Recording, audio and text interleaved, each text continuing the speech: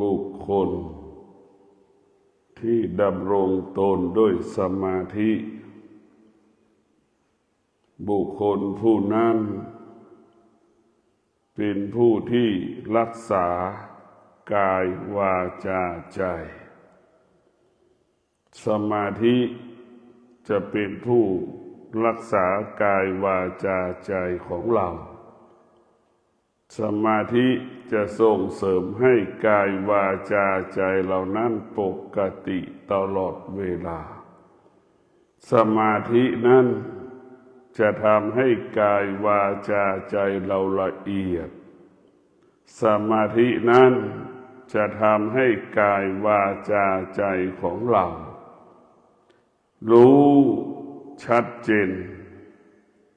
สมาธิจะทำให้รู้กายชัดเจนละเอียดสมาธิจึงเป็นบ่อเกิดแห่งปัญญาสมาธิจึงเป็นบ่อเกิดแห่งองค์ความรู้สมาธิคือเป็นผู้รักษากายวาจาใจของเราให้เกิดความงดงามสมาธิก็ส่งเสริมให้กายวาจาใจเราปกติหมายถึงคิดพูดและกระทำล้วนเป็นความจริงทั้งสิ้นผู้ที่มีสมาธิจะเป็นผู้ที่เป็นบุคคลที่ปกติคิดสิ่งที่เป็นประโยชน์เกิดประโยชน์คิดเป็นสิ่งที่มีค่าและมีความหมายแก่ตนเองและบุคคลอื่นสมาธิให้เราพูดความจริงพูดเสนอสื่อสารความจริงของความจริงที่มีอยู่บนโลกใบนี้สมาธินั้นจะทำให้เรานั้นกระทำใดๆเกิดประโยชน์เป็นประโยชน์ต่อตนเองและบุคคลอื่นๆสมาธิจึงมีพลังและมีอานุภาพขยายผลการรับรู้ของตาขยายผลการรับรู้ของหูที่กระทบกับเสียงขยายผลการรับรู้ของหูจมูกที่สัมผัสกับกลิ่นขยายผลของการรับรู้ของลิ้นที่สัมผัสกับรสชาติอาหารต่างๆขยายผลที่กายมันสัมผัสรู้สึกถูกต้องสิ่งต่างๆสมาธิก็เปรียบเสมือนแว่นตาสมาธิเปรียบเสมือนกล้องจุลทรรศน์สมาธิก็เปรียบเสมือนกล้องที่ส่องดูเชื้อโรคจากสิ่งที่เรามองไม่เห็นด้วยตาเปล่ามันก็จะมองเห็นด้วยตาของเราเพราะสมาธิจะเกิดคำว่าละเอียดถ้าสมาธิก็คงเปรียบเสมือนมะม่วงที่มันสุกแล้วผลไม้ที่มันสุกแล้วนั่นคือสมาธิมันจะเกิดคำว่าละเอียดถ้าเป็นความคิดก็เปรียบเสมือนมะม่วงที่มันดิบมันหยาบมันไม่ผ่านกระบวนการต่างๆผู้ที่มีสมาธินั้นจะเป็นผู้ที่มีความอดทนผู้ที่มีสมาธิจะเป็นผู้ที่มีวิริยะภาคเพียรในการบำเพ็ญเพียรทำทุกเรื่องตัวสมาธิก็คือตัวความอดทนถ้าไม่มีความอดทนสมาธิก็ไม่เกิดถ้าไม่มีวิริยะภาคเพียรสมาธิก็ไม่เกิดถ้าไม่มีสมาธิแล้วความอดทนก็ไม่มีอีกมันกลับไปกลับมา ถ้าไม่มีสมาธิมันก็ไม่มีคำว่าวิริยะภาคเพียรเรียกว่าสมาธิกับธรรมะของพระพุทธเจ้าจะต้องพึ่งพาอาศัยกันดังขันติวิริยะเป็นบ่อเกิดแห่งสมาธิเมื่อมีสมาธิอยู่ในตัวสมาธินั้นก็ประกอบไปด้วยความอดทนประกอบไปด้วยวิริยะภาคเพียรจึงเกิดคำว่าสมาธิขึ้นในร่างกายของเรามันรวมกันเป็นหนึ่งข้าวแป้งถ้ามันเป็นผงแล้วเอาน้ำมาใส่แล้วขยำให้น้ำกับข้าวแป้งเป็นเนื้อเดียวกันนั่นแหละคือสมาธิกับธรรมะกับความอดทนกับวิริยะภาคเพียรรวมกันเป็นหนึ่งถ้ามีความอดทนมันก็มีสมาธิถ้ามีสมาธิมันก็มีความอดทนอยู่ในตัวมันเองดังน้ำกับข้าวแป้งที่มันเป็นผงข้าวเหนียวนะเรามาใส่น้ำขยำจนถึงที่สุดข้าวแป้งก็ไม่ติดมือเราใหม่ๆข้าวแป้งมันก็ติดมือเราพอเรามีความอดทนมีวิริยะมีภาคเพียรแล้วจนถึงที่สุดข้าวแป้งจะไม่ติดมือข้าวแป้งจะไม่ติดถ้วยติดถาดที่เราผสมคือสมาธิก็ดีความอดทนก็ดีวิริยะก็ดีมันรวมเป็นเนื้อเดียวกันดั่งข้าวแป้งที่ไม่ติดมือเราดั่งข้าวแป้งที่ไม่ได้ติดถ้วยติดถาดที่เราเอาผสมน้ำมันเป็นเช่นนั้นรวมกันแล้วเป็นเนื้อเดียวกันหมดธรรมะของพระพุทธเจ้ามันจะรวมกันมันจะต้องพึ่งพากันจะต้องอาศัยกันมันก็เหมือนร่างกายของเราเนี่ยเราจะไม่มีเท้าเป็นไปไม่ได้มีเท้าแล้วจะไม่มีตาเป็นไปไม่ได้มีมือแล้วเราจะไม่มีหูก็ไม่ได้มันจะต้องสัมพันธ์กับสิ่งใดสิ่งหนึ่งเนี่ยมันมีความสำคัญเสมอเหมือนกันหมดอวัยวะอายตนะของเราร่างกายของเราเนี่ยธรรมะของพระพุทธเจ้าก็เป็นเช่นนั้นต่อเนื่องสืบเนื่องเสมอเหมือนกันหมดธรรมะข้อใดข้อหนึ่งสำคัญเหนือกับข้อใดข้อหนึ่งก็ไม่มี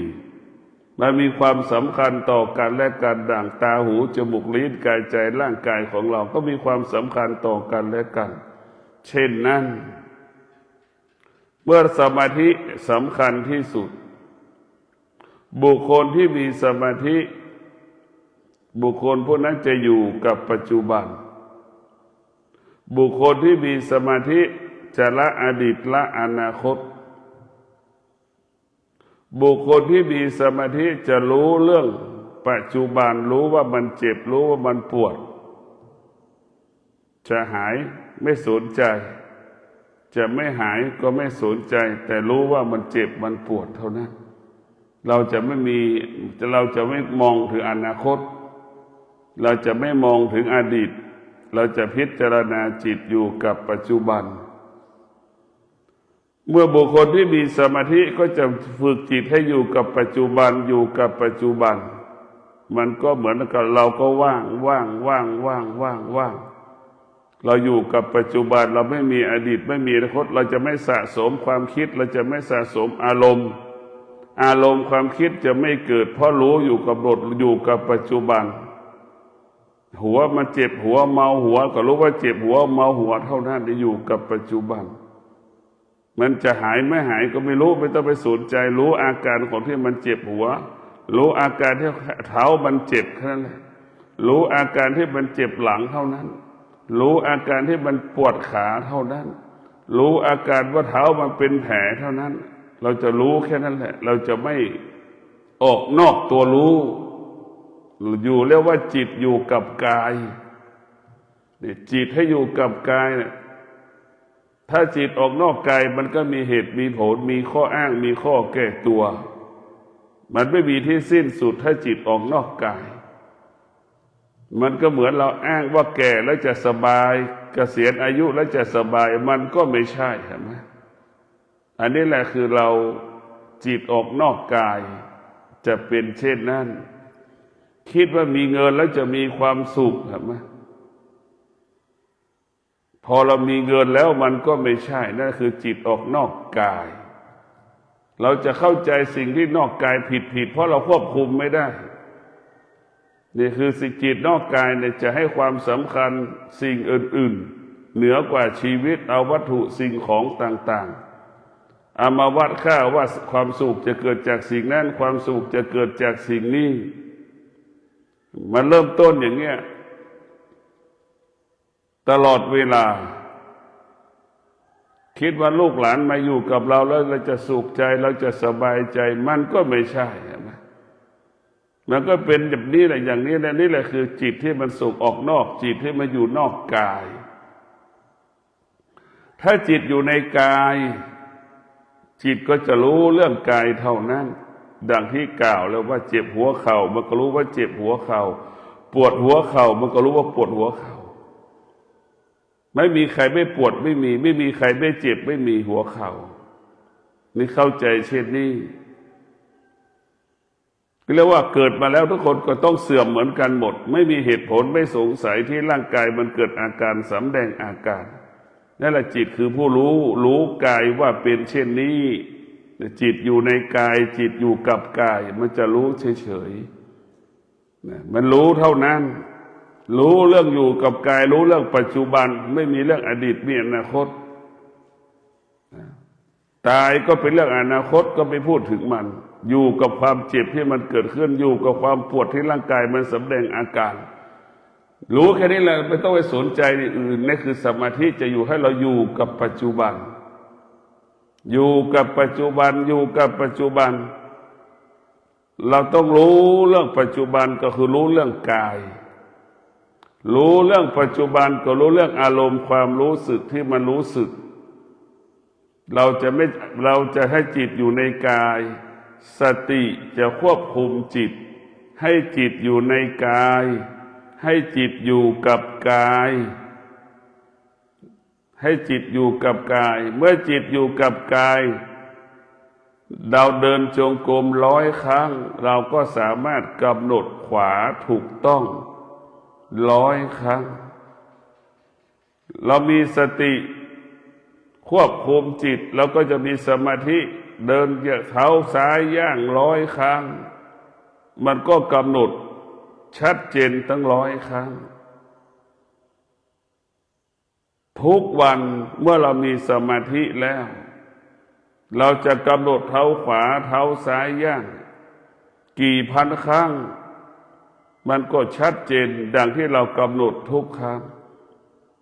อันนี้แหละคืออานุภาพของสมาธิให้เราอยู่กับปัจจุบันให้จิตอยู่กับกายกายของเราก็คือเท้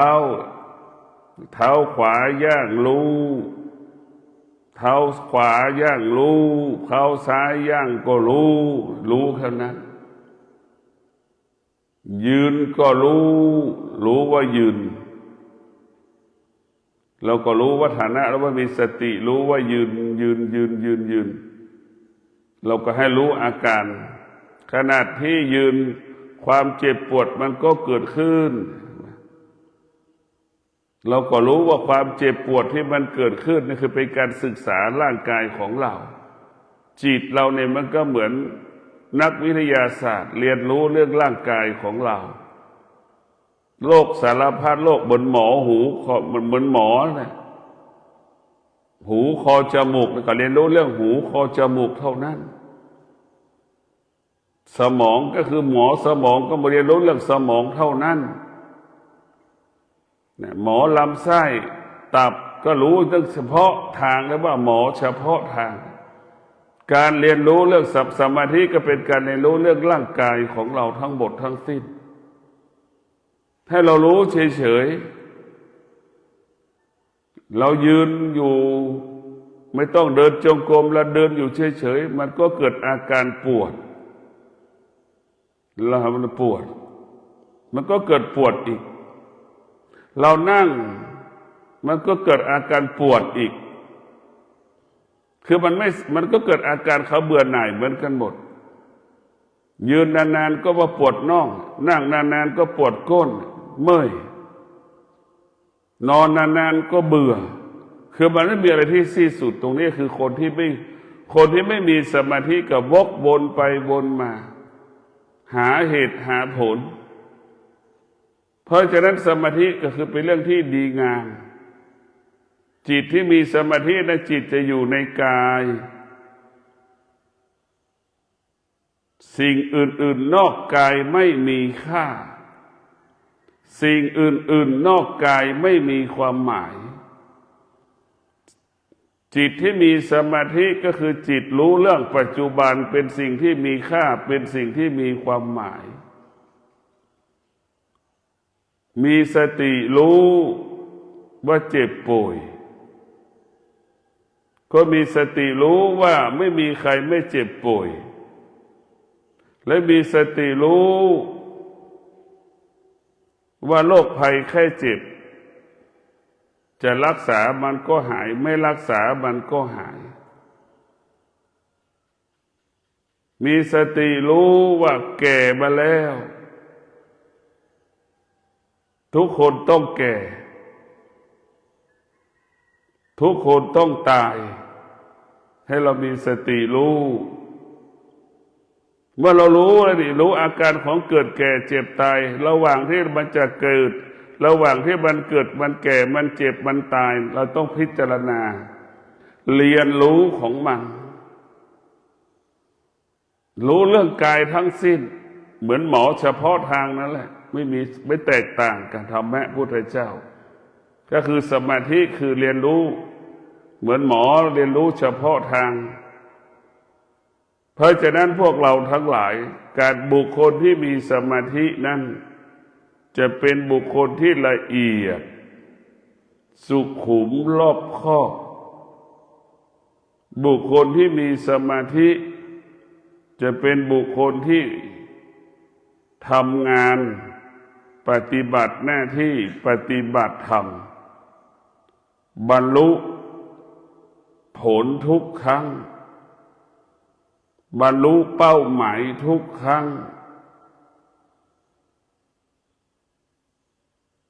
บุคคลที่มีสมาธิจะเป็นบุคคลที่สำรวมกายวาจาใจของตนจะกับพระก็มีสติรู้นิ่มนุ่มจะขยับตัวก็มีสติรู้นิ่มนุ่มละเอียดทุกอย่างบุคคลที่มีสมาธินั้นจะเป็นบุคคลที่ละเอียดทุกอริยบทสมาธิจะทำให้เรารู้สิ่งที่เรารู้ละเอียดลึกให้เรารู้สิ่งที่เรารู้ละเอียดลึก สมาธิก็เปรียบเสมือนข้าวแป้งมันละเอียดอ่ะพอเอาข้าวแป้งไปละลายกลายเป็นน้ำขุ่นๆเห็นไหมพอเราแม่ละลายน้ำมันก็กลายเป็นผงนั่นคือสมาธิมันจะละเอียดแบบนั้นเพราะฉะนั้นพวกเราทั้งหลายการมีสมาธินี่คือให้เรารู้สึกตัวสมาธินี่จะอยู่กับความเป็นจริงก็คืออยู่กับสมาธิว่าในเรื่องธรรมะล้วนๆต้อนรับสิ่งที่เป็นธรรมะล้วนๆสมาธินั้นจะปฏิเสธเรื่องธรรมชาติจะไม่หลงไหลธรรมชาติจะไม่ยึดติดธรรมชาติธรรมชาติจะไม่มีค่าไม่มีความหมายสำหรับบุคคลที่มีสมาธิเพราะธรรมชาติมันเปลี่ยนแปลงสมาธิเป็นผู้สมาธิอยู่เหนือธรรมชาติธรรมชาติจะไม่มีค่าไม่มีความหมายสำหรับสมาธิเรียกว่าสมาธิเป็นของสูงธรรมชาติเป็นของต่ ธรรมชาติก็คือความคิดสมาธิก็คือธรรมะธรรมะเป็นผู้ควบคุมธรรมชาติ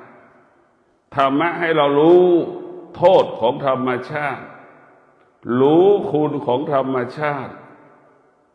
รู้ว่าธรรมชาติเป็นปกติเช่นนี้ของมันเช่นคนเกิดมาทุกคนไม่ว่าชาติใดภาษาใดเสมอเหมือนกันหมดก็คือมีความอยากความต้องการไม่มีวันจบสิ้นนี่คือความจริงบุคคลที่มีธรรมะก็คือมีสมาธิในตัวสมาธิก็คือตัวปัญญาตัวบุคคลที่มีสมาธิก็คือจะรู้ว่าความอยากปรากฏมันก็จะหยุดความอยากละความอยากปล่อยวางความอยากไม่ให้มันเกิดขึ้นมันเกิดแต่เราจะต้องทำให้มันทุเลาเบาบางลงอีกสมาธิจะทำให้ความอยากนั้นเกิดที่มันเกิดขึ้นทุเลาเบาบางลงบุคคลที่มีสมาธิจะไม่ตอบสนองความอยากที่เรารู้สึกสารพัดความอยากที่เราต้องการแต่ธรรมชาติส่วนมากจิตที่เป็นธรรมชาติของจิตที่ไม่ได้ฝึกจิตธรรมชาติของจิตมันก็จะตอบสนองธรรมชาติมันจะต้อนรับธรรมชาติธรรมชาติว่าด้วยเรื่องความโลภความโกรธความหลงก็เป็นธรรมชาติ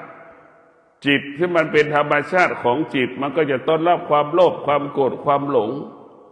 ธรรมชาติจิตที่มีธรรมะก็ปฏิเสธธรรมชาติธรรมชาติของเรียกว่าจิตที่มีธรรมะมันก็จะละธรรมชาติเท่าทันธรรมชาติธรรมชาติไม่สามารถครอบครองธรรมะได้มีแต่ธรรมะที่จะปลดเปลื้องธรรมชาติออกจากกายออกจากจิตการปฏิบัติธรรมการประพฤติธรรมก็เพื่อขับไล่ธรรมชาติปลดเปลื้องธรรมชาติระงับธรรมชาติทำลายธรรมชาติกำจัดธรรมชาติไม่ให้เกิดขึ้นในจิตใจของเราธรรมชาติก็เป็นอุปสรรคปัญหาต่อการพัฒนาการปฏิบัติธรรมการประพฤติธรรมของเราธรรมชาติเป็นสิ่งที่กีดขวางกั้นดวงจิตเรานี่ร้อนก็อ้างว่ามันร้อนนี่คือธรรมชาติของธรรมชาติจะไปอ้างว่าร้อนก็หยุดอ้างว่าหนาวก็หยุดฝนตกมันก็หยุดชีวิตเราจะอยู่ตรงไหนจะกินอย่างไรจะอยู่ได้อย่างไรเราตกอยู่ใต้ธรรมชาติเห็นไหมหนาวก็ไม่สู้ร้อนก็ไม่สู้ฝนตกก็ไม่สู้เนี่ยอันนี้จะไปอยู่ตรงไหนแต่ดวงจิตของผู้ที่มีธรรมะคือดวงจิตที่มีสมาธิร้อนก็ไม่มีค่าหนาวก็ไม่มีค่าฝนตกก็ไม่มีค่าใดๆทั้งสิ้นอันนี้คือสิ่งที่เป็นสิ่งเหล่านี้ไม่มีธรรมชาติจะเป็นสิ่งที่ไม่มีค่าสำหรับธรรมะไม่มีค่าก็เพราะมันเป็นอนิจจังทุกขังอนัตตามันไม่มีค่ารู้ว่าสิ่งเหล่านี้มันเกิดการเปลี่ยนแปลงรู้สิ่งที่มันเปลี่ยนแปลงแล้วเราก็ไม่ต้องไปตอบสนองสิ่งที่มันเปลี่ยนแปลงให้มีสติรู้อยู่กับปัจจุบันอยู่กับปัจจุบันอยู่กับปัจจุบันเท่านั้นหูได้ยินเสียงก็รู้ว่าหูได้ยินเสียงอยู่กับปัจจุบันก็ไม่ต้องไปสงสัยว่าเสียงนั้นเป็นเสียงหญิงเสียงชายไม่ต้องไปสงสัยตาเห็นรูปก็รู้ว่าหูรู้ว่าตาเห็นรูปเท่านั้นมันจะเป็นหญิงเป็นชายเราก็ไม่ต้องไปสนใจรู้ว่าตามันกระทบกับรูปให้เราอยู่กับปัจจุบันเท่านั้นไม่ต้องเข้าไปสงสัยกับมันว่าเป็นสิ่งใดสิ่งหนึ่งให้เรารู้เท่านั้นอยู่รู้ว่าจมูกมันสัมผัสกับกลิ่นมันจะหอมก็ช่างมันจะเหม็นก็ช่างมันให้เรารู้เฉยๆว่ามันเหม็นรู้เฉยว่ามันหอมลิ้นสัมผัสกับรสชาติอาหารก็ให้เรารู้เฉยๆพอใจไม่พอใจรู้เท่านั้นให้เรารู้เฉยๆรู้อาการของร่างกายรู้อาการของร่างกายให้เรารู้อาการของร่างกายรู้อาการของอวัยวะที่มันสำแดงอาการต้อนรับและปฏิเสธเราให้รู้เท่านั้นเราจะไม่ตอบสนองให้มันไปรู้แค่หนึ่งคืบก็พอแล้วเราจะไม่สองคืบไม่มีรู้แค่หนึ่งคืบ เราจะอยู่กับร่างกายที่มันแสดงอาการนอนมันก็ปวดหลังก็รู้อีกว่านอนรู้ว่ามันปวดหลังเท่านั้นรู้ว่าจิตมันไม่สบายใจรู้ว่าจิตมันเศร้าหมองรู้ว่าจิตมันไม่มีพลังเราก็รู้อีกคือทุกอย่างให้เรารู้เท่านั้นรู้ตามอาการกายที่มันแสดงอาการนั่นแหละคือหลักของพระวิปัสสนาพระวิปัสสนาก็ว่าในเรื่องเกิดแก่เจ็บตายหรือเหตุต่างๆที่เกิดขึ้นในร่างกายของเราเรียกว่าวิปัสสนามันอยู่เหนือวิทยาศาสตร์อยู่เหนือวิทยาศาสตร์เป็นเรื่องที่อยู่เหนือวิทยาศาสตร์ทั้งสิ้นวิทยาศาสตร์เรียนรู้สิ่งที่มันเปลี่ยนแปลงแล้วบุคคลที่เรียนวิทยาศาสตร์ก็อยู่ภายใต้การเปลี่ยนแปลงแล้วก็ไม่เท่าทันการเปลี่ยนแปลงแต่บุคคลที่มีธรรมะคือมีปัญญาอยู่เหนือการเปลี่ยนแปลงเท่าทันการเปลี่ยนแปลงเข้าใจการเปลี่ยนแปลงการเปลี่ยนแปลงที่มันปรากฏจึงไม่มีค่าไม่มีความหมายสำหรับดวงจิตที่มีปัญญาดวงจิตที่มีธรรมชาติอยู่ภายใต้อำนาจของความโลภความโกรธความหลงหยุดชะงักทุกอย่างสงสัยทุกอย่างเราตายมา10 ชาติมาเรียนรู้ก็ไม่จบสิ่งมีชีวิตกับสิ่งไม่มีชีวิตเสมอเหมือนกันหมดเหมือนกันที่สุดมันก็สลายไปในที่สุดสัตว์สิ่งมีชีวิตทุกอย่างมันก็แปรสภาพไปตามกาลเวลาสิ่งที่ไม่มีชีวิตก็แปรสภาพไปตามกาลเวลาเหมือนกันหมดมันไม่มีอะไรแตกต่างกันแต่ถ้าธรรมะนั้นก็จะแตกต่างกันอะไรที่จะเกิดขึ้นบนโลกใบนี้อะไรที่เกิดขึ้นกับจิตเราจิตนั้นก็จะไม่เปลี่ยนแปลงจิตนั้นจะมั่นคงเหตุการณ์เกิดขึ้นในโลกจิตก็มั่นคงไม่เปลี่ยนแปลงรู้มันเข้าใจมันว่ามันเป็นอนิจจังทุกขังอนัตตาเนี่ยให้เรารู้เช่นนั้นให้เราเข้าใจเช่นนั้นเพราะฉะนั้นพวกเราทุกคนที่เรามีสติได้อบรมจิตให้เรารู้เฉยๆไม่ต้องไปตามรู้ถ้าเราไปตามมันก็ตามก็ดูนะเหมือนเราดูเด็กรู้ไม่ได้เด็กจะเอายาพิษใส่ปากเราจะไม่เอามือไปปัดมือเด็กที่กินยาพิษก็ไม่ได้เราต้องรู้เฉยๆก็ไม่ได้เรารู้แล้วเราก็ไม่ตอบสนองสิ่งที่เรารู้ให้เราอยู่เหนือสิ่งที่เรารู้ให้เราเป็นเช่นนี้ตัวรู้ของพระพุทธเจ้าตัวรู้ของพระพุทธศาสนาก็คือตัวปัญญาเมื่อเรามีปัญญานี่ความคิดไม่เกิดไม่มีความคิดมีแต่สมาธิ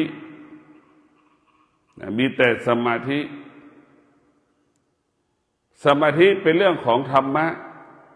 ความคิดเป็นเรื่องของธรรมชาติมันจะแตกต่างกันเมื่อเรามีปัญญาแล้วนี่สภาวะจิตมันจะมีสมาธิเมื่อเรามีปัญญาแล้วสภาวะจิตมันก็จะอดทนเหมือนงัวที่มันไถนาเหมือนควายที่มันไถนาน่ะมันจะอดทนแบบนั้นแหละมันจะไม่สำแดงอาการใดๆทั้งสิ้นเหมือนงัวควายไถนามันก็จะทำหน้าที่ของมันเช่นนั้นเพราะฉะนั้นพวกเรากลับมาพิจารณาว่าบุคคลที่มีสมาธิกับบุคคลที่ไม่มีสมาธิย่อมแตกต่างกันคนที่มีสมาธิก็จะเป็นคนที่มีเมตตาต่อสรรพสิ่งทั้งหลายคนที่มีสมาธิก็จะเห็นทุกสิ่งทุกอย่างว่าเป็นประโยชน์เกิดประโยชน์คนที่มีสมาธิก็คือเป็นคนที่เสียสละทุกอย่าง จะไม่สะสมจะไม่สั่งสมสิ่งวัตถุสิ่งของใดๆความคิดจะไม่มีค่าไม่มีความหมายจะมาหลอกล่อตาหูจมูกลิ้นกายใจไม่หลอกล่อไม่ได้เพราะสมาธิมันละเอียดเพราะฉะนั้นบุคคลที่มีสมาธิจะเป็นบุคคลที่เท่าทันสิ่งต่างๆที่มันปรากฏกระทบอายตนะและกายของเราได้ตลอดเวลาไม่ว่าหยาบก็รู้ละเอียดก็รู้ตลอดเวลาเหมือนเรานั่งสมาธิหยาบก็รู้ละเอียดก็รู้หายใจเข้าหยาบก็รู้หายใจออกละเอียดก็รู้ทั้งเข้าทั้งออกละเอียดหยาบรู้นั่นแหละให้เรารู้เช่นนั้นมันจะรู้สิ่งที่เราควรรู้เท่านั้นถ้าสมาธิมันจะบังคับเราบังคับให้เรารู้สิ่งที่เราควรรู้มันสิ่งต่างๆมันจะไม่รับรู้มันจะปฏิเสธทั้งหมดทั้งสิ้นมันจะปฏิเสธหมดเพราะฉะนั้นหลักของธรรมะของพระพุทธเจ้ามันจะบังคับให้เรารู้สิ่งที่เราควรรู้เท่านั้นมันจะไม่ให้เรารู้สารพัดรู้มันจะไม่ให้เรารู้แบบนั้น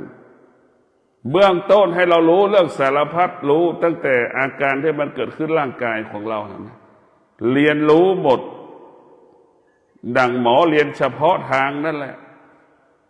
โรคสมองตับไตไส้พุงโรคมะเร็งหมอลำไส้อย่างเงี้ยหมอตับอย่างเงี้ยเราจะเป็นอย่างนั้นแหละเราจะรู้หมดทุกอย่างท้ายสุดรู้แล้วก็ละรู้แล้วก็วางรู้แล้วเราก็ปล่อยไม่ต้องไปยึดติดมันดังพ่อแม่ครูบาอาจารย์บอกว่าโรคมันเกิดขึ้นแล้วไม่ต้องรักษามันก็หายโรคมันเป็นของมันเองแล้วมันก็หายของมันเองเราจะเป็นโรคไม่เป็นโรคเราก็ตายเหมือนกันหมดนี่คือพระแนวคิดของพระวิปัสสนากรรมฐานแนวคิดของปัญญาจะเข้าใจกฎของธรรมชาติแล้วก็จะเหนือธรรมชาติแล้วก็เข้าใจว่าคนทุกคนไม่ว่าชาติใดภาษาใดก็อยู่ภายใต้คำว่าเกิดแก่เจ็บตายไม่ว่าชาติใดภาษาใดก็กลัวความแก่ความเจ็บความตายนี่คือธรรมชาติของคนธรรมชาติของมนุษย์แต่มนุษย์ที่มีธรรมะมนุษย์ที่ฝึกฝนจิตมนุษย์นั้นจะอยู่เหนือธรรมชาติจะตรงข้ามกับสังคมจะตรงข้ามกับคนทั้งโลกดวงจิตที่มีปัญญาจะบอกว่าความตายเป็นสิ่งที่งดงามเห็นไหมเนี่ยความตายเป็นสิ่งที่งดงามสำหรับดวงจิตที่มีปัญญาความตายเปรียบเสมือนอาหารชั้นหนึ่งของโลกเนี่ยจะมองแบบนี้ความตายเปรียบเสมือนดอกไม้ชั้นหนึ่งของโลกเห็นไหมเป็นเรื่องที่น่างดทุกอย่างเป็นเรื่องที่งดงามหมดเลยแต่ตรงกันข้ามกับชาวโลกที่ไม่มีสมาธิชาวโลกที่ขาดปัญญาความตายเป็นสิ่งที่น่ากลัวเหมือนปีศาจ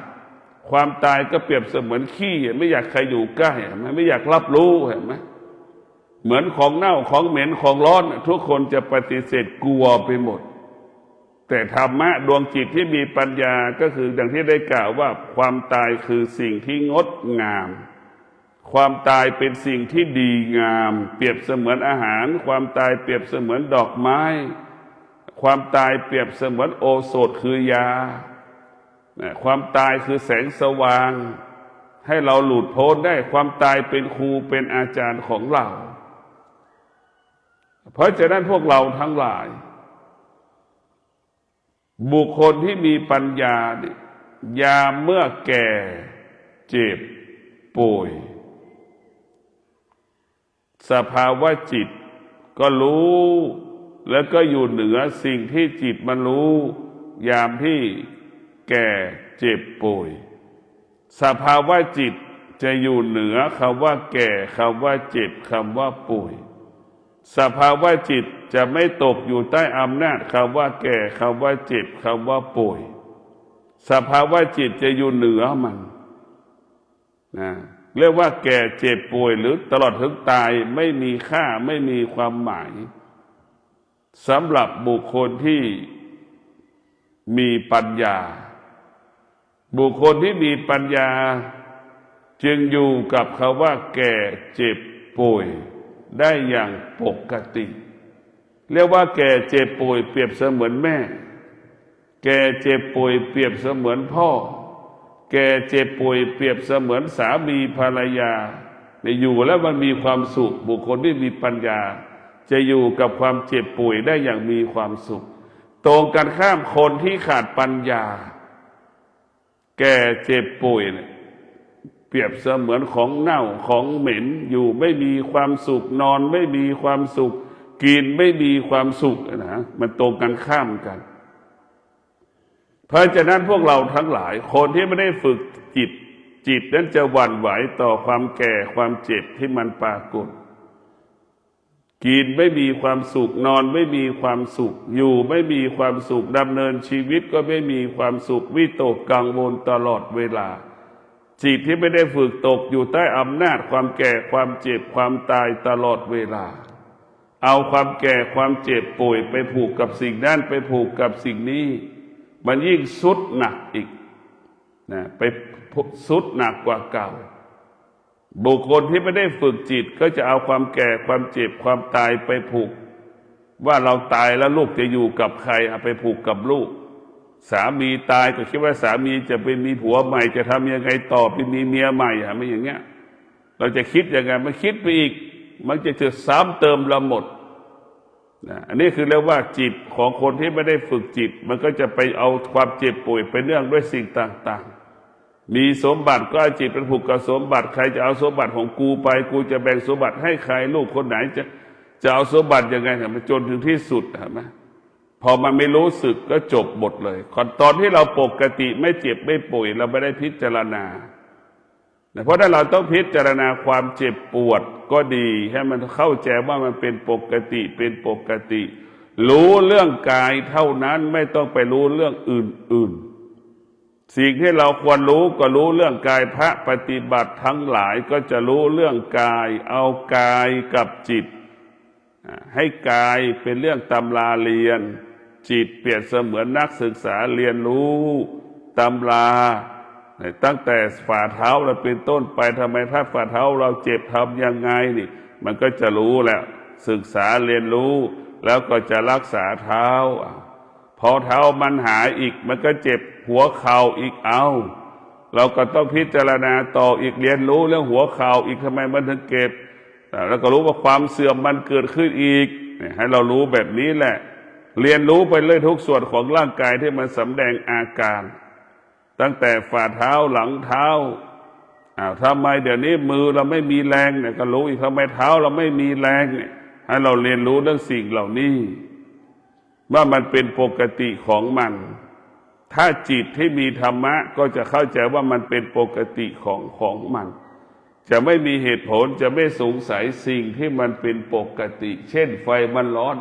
เราก็รู้ว่ามันร้อนเป็นปกติคนเช่นเดียวทุกคนก็ตายเช่นนั้นเหมือนกันหมดทุกคนก็แก่เช่นนั้นเหมือนกันหมดทุกคนก็เจ็บป่วยเช่นนั้นเหมือนกันหมดเพราะฉะนั้นดวงจิตที่มีปัญญาจึงเป็นสภาวะจิตที่ปกติเป็นธรรมดาและบุคคลที่มีธรรมะก็เป็นบุคคลที่อยู่เหนือสิ่งที่มันเป็นปกติร้อนเกิดขึ้นเช่นฤดูร้อนเกิดขึ้นก็จิตก็อยู่ได้อย่างเป็นปกติหนาวเกิดขึ้นจิตก็อยู่ได้เป็นปกติจะไม่สำแดงอาการใดๆทั้งสิ้นจิตที่มันฝึกมันก็จะเข้าใจว่าจิตมันฝึกรู้ดังหมีขาวขั้วโลกเหนือกินนอนอยู่ในก้อนน้ำแข็งเห็นไหมกินนอนอยู่ในบนแผ่นน้ำแข็งอาบน้ำแข็งเห็นไหมอาบน้ำที่มันเย็นกลายเป็นก้อนน้ำแข็งจิตที่มันฝึกมันจะไม่หวั่นไหวแบบนั้นแหละถ้าจิตที่ไม่ได้ฝึกมันจะหวั่นไหวหนาวนิดเดี๋ยวก็เกิดอาการร้อนนิดก็เกิดอาการ ฝนตกนิดก็เกิดอาการนั่นแหละคือจิตที่ไม่ได้ฝึกมันก็เป็นจิตที่ไม่รู้เมื่อไม่รู้มันก็หลงทางก็เสียเงินเสียตัวเสียใจเช่นฝนตกก็หาล่มเนี่ยมันก็บังเราได้แค่บางส่วนมันก็บังได้ส่วนหัวส่วนเท้ามันก็บังไม่ได้เห็นไหมเราก็รู้อย่างนี้แหละให้เข้าใจก็เสียเงินอีกแล้วก็สิ่งที่เราซื้อมันก็แค่ขนาดหนึ่งเวลาหนึ่งถ้าเราปล่อยให้เป็นเรียนรู้เรื่องธรรมชาตินะเหมือนงัวเหมือนควายเห็นไหมมันไม่มีล่มแต่มันรู้เวลาฝนมันตกมันก็จะหาที่อยู่ของมันงัวมันก็จะรู้ว่างัวจะอยู่ที่ไหนฝนตกมันก็จะหลบอย่างเงี้ยควายมันร้อนมันก็นอนน้ำเนี่ยมันจะรู้ของมันโดยธรรมชาติของมันจิตที่ฝึกมันก็จะเป็นจิตผู้รู้ถ้าจิตไม่ได้ฝึกจิตนั้นก็ไม่ได้จิตผู้รู้ก็ขอให้พวกเรามีสติอยู่กับกายมีสติอยู่กับกายเอาจิตอยู่กับกายเอาจิตไว้ในกายเอาจิตศึกษากายตั้งแต่ฝ่าเท้าถึงเส้นผมรู้อาการของร่างกายรู้อาการของสภาวะจิตเมื่อเรารู้เรื่องจิตรู้เรื่องกายแล้วนั่นแหละคือรู้เรื่องธรรมะถ้าเราไม่รู้เรื่องจิตไม่รู้เรื่องกายเราจะไม่รู้เรื่องธรรมะเรียกว่าให้จิตอยู่ในกายให้จิตอยู่กับกายให้จิตรู้เรื่องกายจิตนั้นก็จะปกติตลอดกาลขอเจริญพร